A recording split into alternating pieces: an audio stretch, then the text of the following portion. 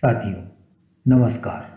वाद्य वंदना चैनल में मैं डॉक्टर प्रकाश महाडिक आपका हार्दिक स्वागत करता हूं। पूर्व के अध्ययन में शोध प्रतिवेदन भाग 1 और 2 के अंतर्गत प्रारंभिक एवं मध्य भाग का अध्ययन कर चुके हैं। आज हम शोध प्रतिवेदन लेखन प्रारूप के तृतीय भाग पर विचार करेंगे। इस तृतीय भाग को संदर्भ भाग कहते हैं। अब हम शोध प्रतिवेदन के तृतीय भाग को समझने का प्रयास करेंगे। संदर्भ भाग में मुख्य रूप से दो खंड दिखाई देते हैं, एक परिशिष्ट और दूसरा संदर्भ ग्रंथ सूची। संदर्भ भाग के प्रारंभ में सामान्यतः परिशिष्ट दिया जाता है। परिशिष्ट का अर्थ होता है छूटा हुआ या बाकी बचा हुआ। परिशिष्ट में उन सामग्रियों को दिया जाता है जिनका संबंध शोध प्रबंध के विषय से अप्रत्यक्ष रूप से रहता है। शोध प्रतिवेदन के मध्य भाग में जो सामग्री समाविष्ट नहीं की गई है उसे यहाँ सम्मिलित किया जाता है। परिशिष्ट में शोध विषय से संबंधित कलाकारों, विद्वानों और साहित्यकारों के साथ हुए पत्राचार, साक्षात्कार, छायाचित्र आदि को स्थान दिया जाता है। इस प्रकार की सामग्री के समावेश से शोध प्रतिवेदन और अधिक प्रामाणिक एवं उपयोगी हो जाता है। शोध प्रतिवेदन में परिशिष्ट के पश्चात संदर्भ ग्रंथ सूची को दिया जाता है। शोध प्रतिवेदन के मध्य भाग में जिन संदर्भों को दिया जाता है उन्हीं सब संदर्भों की सूची तैयार की जाती है, जिसे संदर्भ ग्रंथ सूची नाम से संबोधित करते हैं। अंग्रेजी में इस संबंध में दो शब्द प्रचलित है, प्रथम रेफरेंस और दूसरा बिब्लियोग्राफी।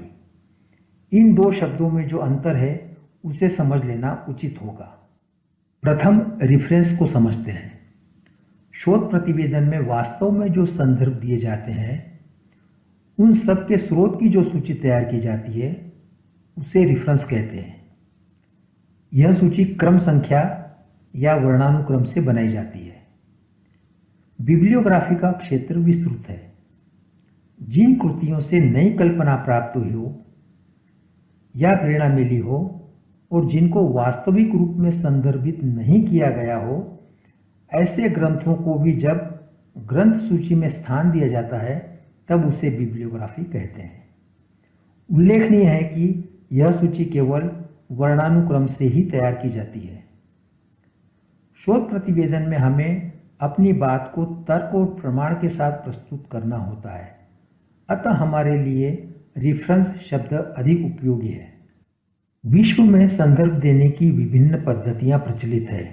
इनके अध्ययन से ज्ञात होता है कि अनेक पद्धतियां विशेष विधाओं से संबंधित है। इनमें से मुख्य रूप से 3 पद्धतियां अधिक प्रचलित दिखाई देती है।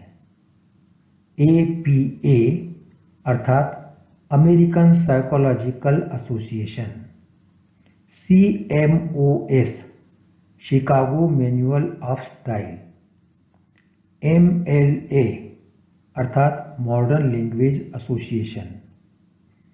इन पद्धतियों में मुख्य पृष्ठ और सामान्य पृष्ठ की रचना, संदर्भ देने का तरीका और ग्रंथ सूची तैयार करने की विधि का विस्तृत वर्णन सिलसिलेवार दिया हुआ होता है। इन पद्धतियों में से हम किसी भी पद्धति को अपना सकते हैं, किंतु एक बात का ध्यान रखना चाहिए कि शोध प्रतिवेदन में एक ही पद्धति का उपयोग किया जाए। अब हम ग्रंथ सूची की रचना पर विचार करेंगे।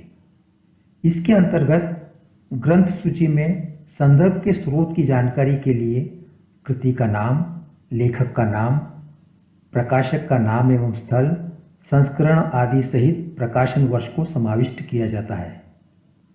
कृति का नाम सितार मालिका, लेखक का नाम पंडित भगवत शरण शर्मा, प्रकाशक का नाम एवं स्थल संगीत कार्यालय हाथरस, संस्करण 5वां और प्रकाशन वर्ष सन 1977। इस बात का ध्यान रखना चाहिए कि जब कोई ग्रंथ किसी प्रकाशक द्वारा या किसी संस्थान द्वारा प्रकाशित किया जाता है तब लेखक के स्थान पर प्रकाशक या संस्थान का नाम लिखा जाए। अनुवादित ग्रंथ के लिए कृति और मूल लेखक के नाम के बाद अनुवादक का नाम लिखना चाहिए। शोध पत्रिकाओं के लिए अंक की क्रम संख्या को भी सम्मिलित करना चाहिए। अप्रकाशित शोध प्रबंध के लिए अप्रकाशित शो प्र लिखना उचित होगा। ग्रामोफोन रिकॉर्ड के लिए कलाकार का नाम, रिकॉर्ड की क्रम संख्या, कंपनी का नाम और जारी करने के वर्ष को अंकित करना उचित रहता है। साक्षात्कार के लिए कलाकार का नाम, साक्षात्कार स्थल का नाम, साक्षात्कार का विषय और साक्षात्कार लेने का दिनांक अंकित करना चाहिए। वेबसाइट के लिए मुख्य पृष्ठ का नाम, लेखक का नाम, वेबसाइट का नाम या मालिक का नाम, अंतिम अपडेट की सूची, URL तथा कोष्ठक में शोधार्थी द्वारा वेबसाइट देखने का दिनांक लिखना चाहिए। संदर्भ ग्रंथ को अध्ययन की दृष्टि से अधिक वैज्ञानिक रूप देने के लिए उसे विषय, भाषा, प्रकार आदि को ध्यान में रखकर वर्गीकृत किया जा सकता है, यथा संस्कृत ग्रंथ, हिंदी ग्रंथ, अंग्रेजी ग्रंथ, संगीत संबंधी ग्रंथ, अप्रकाशित पांडुलिपियां, शोध लेख, शब्दकोश या विश्वकोश, पत्र पत्रिकाएं, समाचार पत्र, विविध ग्रंथ, वेबसाइट आदि। इस बात का ध्यान रखना चाहिए कि शोध प्रबंध का स्तर बहुत कुछ संदर्भ ग्रंथों के स्तर पर निर्भर होता है। शोध प्रबंध की प्रामाणिकता और गुणवत्ता संदर्भ ग्रंथों पर ही आश्रित रहती है। शोध प्रतिवेदन के इस संदर्भ भाग में हमने परिशिष्ट के संबंध में जानकारी प्राप्त की, संदर्भ के अंतर्गत रेफरेंस और बिब्लियोग्राफी के अंतर को समझा, ग्रंथ सूची की रचना का अध्ययन किया और संदर्भ ग्रंथ सूची के महत्व से परिचित हुए।